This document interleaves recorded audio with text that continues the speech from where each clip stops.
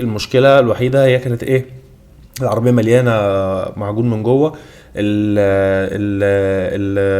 العتب بتاع العربيه فيه بدا يسرح فيه برومه وكلام. العربيه محتاجه مصاريف من الاخر. فهو الراجل مش مقتنع. هو بيقول لي العربيه ده يعني. الراجل برضو من ضمن الحاجات اللي كان بيعملها بيقول لي بص بص بص، وفتح الباب ووقف بره العربيه وايه، وحط ايده جوه العربيه وبيدور العربيه بص بتدور من غير ما تكون جوه ومن غير ما ادوس بنزين.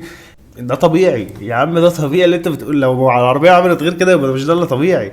يعني ده مش طبيعي. لو العربيه ما دارتش وانت بره، او ما دارتش ومحتاج بقى انك تحضر وتعمل وتفضل تزود بنزين وتعمل الكلام ده اللي مش طبيعي يا اسطى. انت مش متخيل ليه؟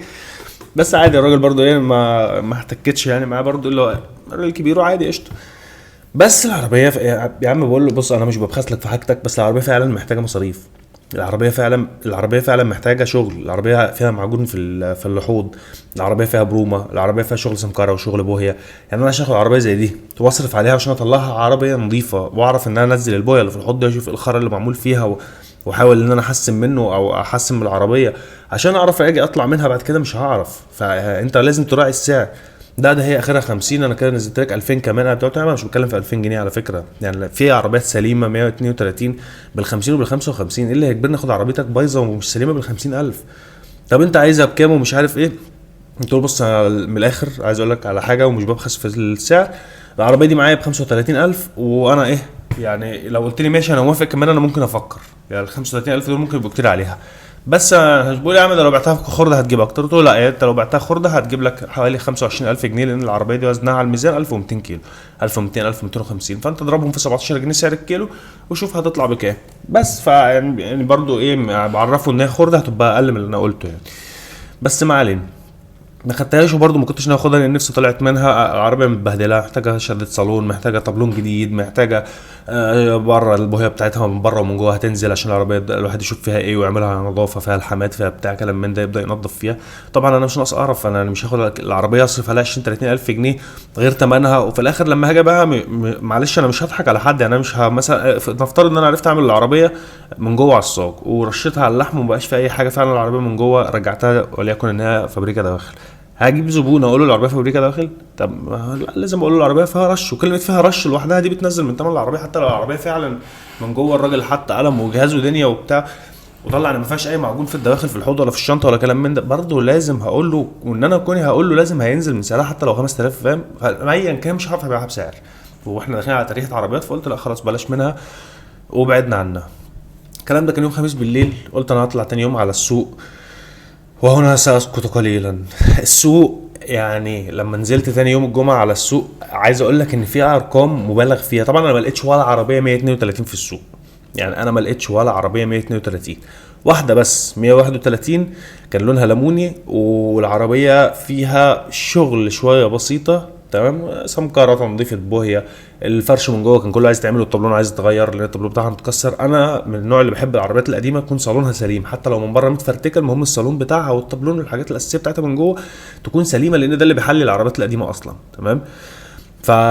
ف ده كله هيتغير ماشي. هو موجود عادي. انا ممكن انزل بورسعيد ولا التوفيقيه ولا وكاله البلح ولا اي خرابه يكون موجود فيها البتاع ده وهشتريه. بس الفكره كل حاجه بسعرها. فلقيت صاحبها 80 70 الف. تو 70 الف ايه يعني؟ انا من لو دخلت على الفيديوهات قديمه شويه هتلاقي عندي انا شارع عربيه 131 موديل 83 فيها رخصه سنه.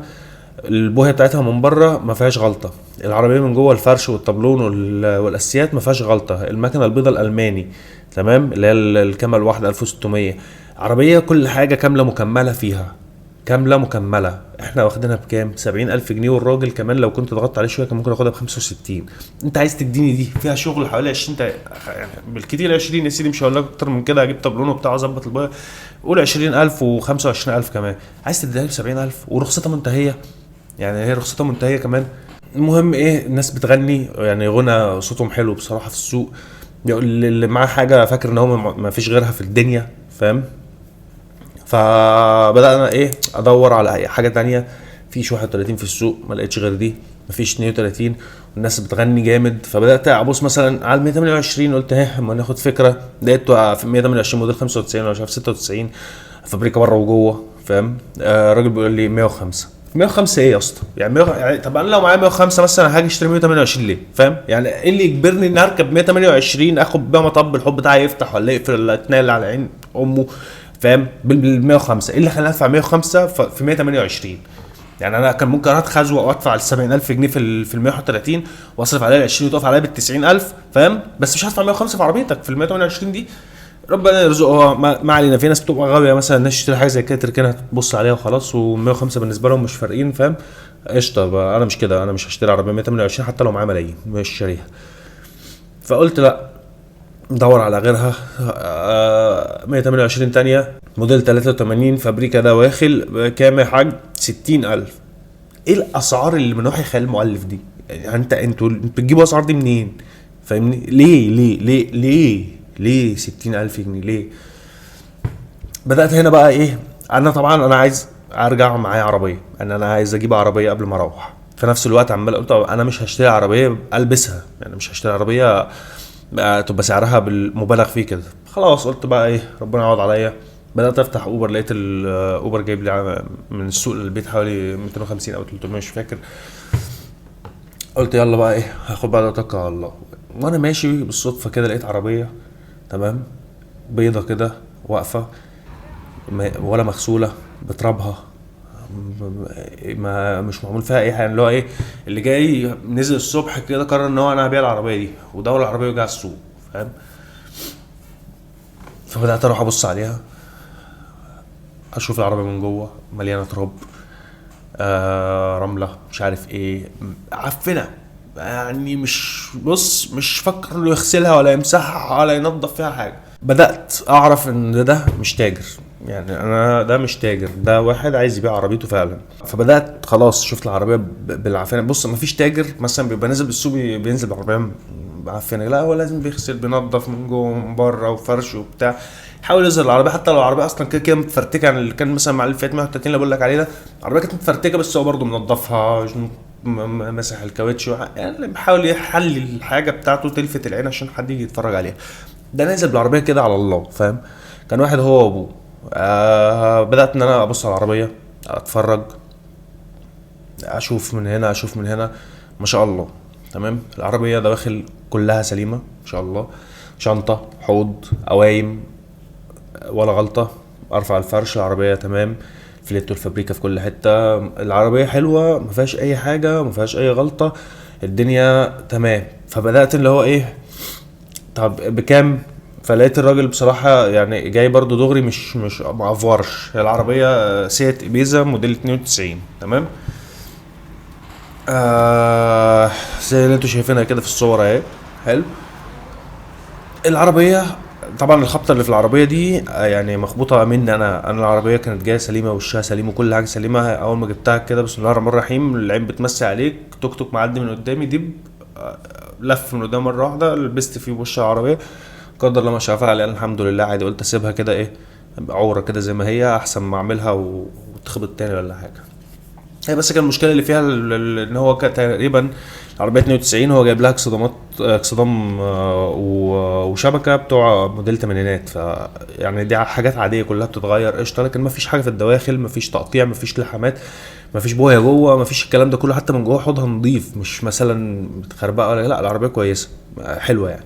ده اتفرج على العربيه افصص كل حته فيها، انزل تحتها اشوف العربيه من تحت اشوف الدنيا. العربيه ما شاء الله عليها كويسه ما فيهاش مشكله. انت بتتكلم في كام يا عم الحاج تمام؟ فلقيته برضو بيتكلم في سعر مش مبالغ فيه، يعني كان فوق ال70 يعني فاهمني.